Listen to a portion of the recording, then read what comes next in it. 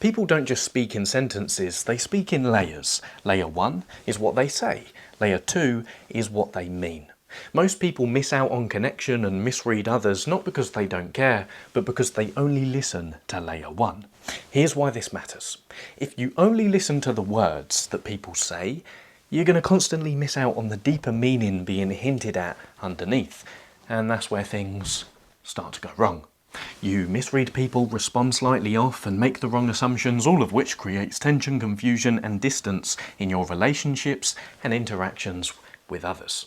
So in order to skyrocket your social intelligence, read people so accurately they low-key think you're CIA, and to just become that person other people describe along the lines of, they just get me, you know, I love being around them, then don't just listen to the sentence, listen past it. Here's exactly what this looks like.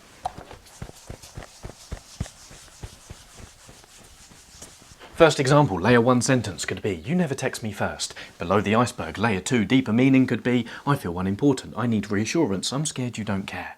Second example, surface layer 1 sentence could be, do whatever you want. Layer 2 could be, or deeper meaning could be, I'm frustrated and feel unheard, I've given up arguing, I want you to choose me without me forcing you. And final example, layer 1 sentence, look at the sunset. Layer 2 deeper meaning, share this moment with me. So now you understand the key to skyrocketing your social intelligence is to listen for layer 2, which leads us to the most important part of this whole video. How to listen for layer 2. Here's how. Hear, sense, check. Let's take the example of someone saying to you, you've been busy lately. You know, maybe it's your partner or someone close to you. The bad response would be to instantly bite back and get defensive, you know, by saying, that's not true, we spent last weekend together. That's just going to create more distance and tension between you both. The better alternative is, first of all, hear what they're saying. Stay on layer 1 for the moment. What is the sentence that they're actually delivering to you? In this case, it's you've been busy lately. And then you move into step number 2, which is to sense. Here you're piercing into layer 2, you're going deeper and you're in the realm of where your social intelligence is hiding. You ask yourself, what could they be feeling for this to make sense? You know, in the moment, just take a second to have a think about it. What could they be feeling for this to make sense?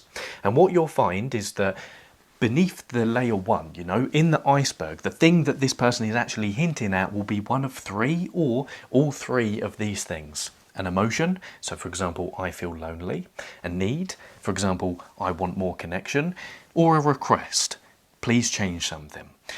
The emotion that the person feels is the problem. The need is the solution to that problem.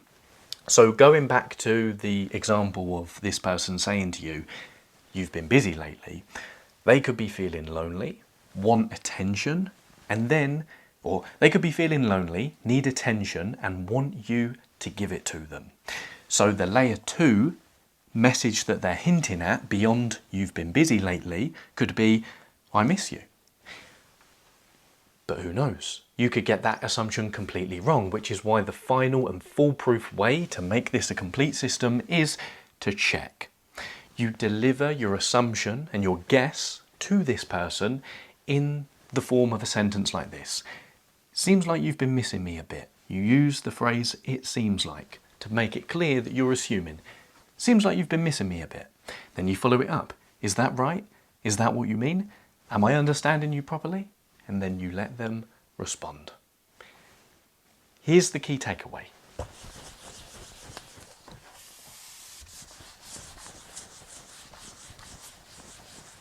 Most people listen to reply. Socially intelligent people listen to decode. Now this is the main takeaway I want you to have from this whole video. So if this all makes sense, then feel free to bounce, you know, click off the video right now. But if you want to go a few minutes deeper, then here's what we're going to wrap up this video with. Next of all, we're going to cover why people don't say what they mean in the first place. You know, why do we talk indirectly most of the time? And then finally, we will finalize with covering what all of this actually unlocks. You know, the big benefit that we get from applying this new way of being socially intelligent. Okay, point number 1.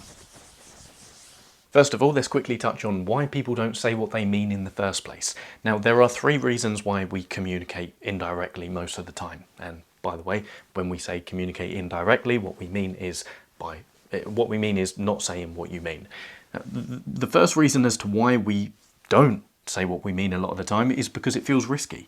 Saying I feel lonely feels much more exposing than saying you're always busy. So it's a form of self-protection. The second reason is because it's softer. Your brain knows that if it makes direct requests of people, most of the time they're going to get triggered, you know, do this, do that, bend to my will. So it insinuates and it hopes the other person picks up on the bait that you're leaving them, and vice versa whenever people do it to you. You know, do this. Oh, could you maybe? Yeah.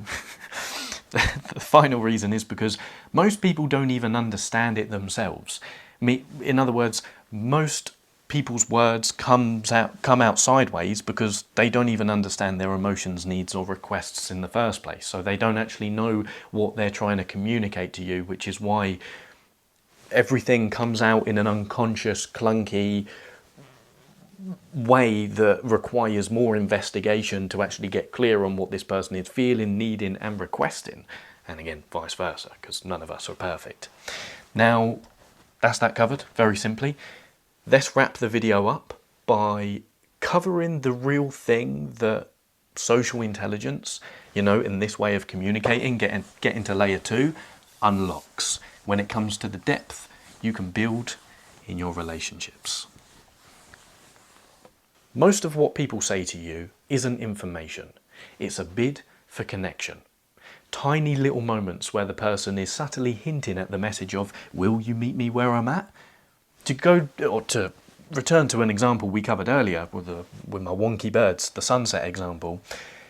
Two friends or a couple are walking along a hiking trail and one of them says to the other, oh, look at the sunset.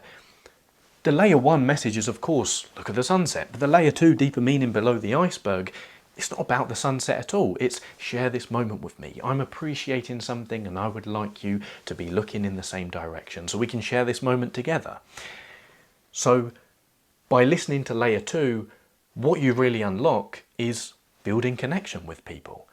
The people who you really care about and new people in your life as well.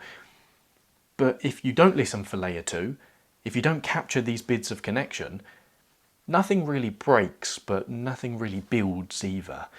So the bottom line is, most people think communication is about saying the right thing. But the truth is, strong relationships are built on not missing these bids for connection. By the way, this idea comes from the psychologist, I believe, John Gottman. It's not my idea, it's from him. Now, here's the summary.